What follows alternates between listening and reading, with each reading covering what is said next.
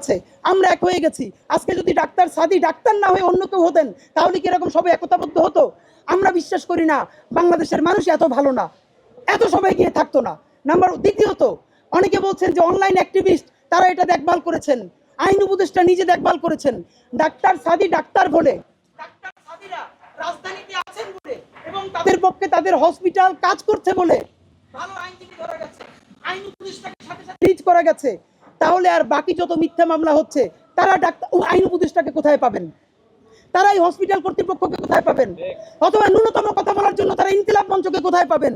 আপনারা জানেন যে এই খুনি ফ্যাসিস্ট বদমাইশগুলো এই আসামি হয়েছে, তাদের মামলাগুলোর মেরিট নষ্ট করে দেওয়ার জন্য অত্যন্ত পরিকল্পিতভাবে এইরকম বাজে কিছু মামলা করে দেওয়া হচ্ছে, যাতে সমস্ত মামলাগুলোর মেরিট নষ্ট হয়ে যায়, যাতে 1 বছর 2 বছর পরে প্রতিষ্ঠা করা যায় যে আইসিটিতে যতগুলো মামলা হয়েছে সব মামলাগুলো ভুয়া এবং মিথ্যা। এবং পুরো বাংলাদেশকে যেন এই বর্তমান সরকার এবং আইসিটির উপরে আস্থাহীন করে তোলা যায়। সুতরাং আমরা প্রথম দাবি জানাচ্ছি, আপনারা জানেন, আমরা যদি আরও কিছুক্ষণ থাকি তাহলে ডাক্তার সাদি এবং অন্যান্য গ্রেপ্তারকৃত যারা জেল থেকে বের হয়েছেন তারাও এসে আমাদের সাথে সংযুক্ত হবেন।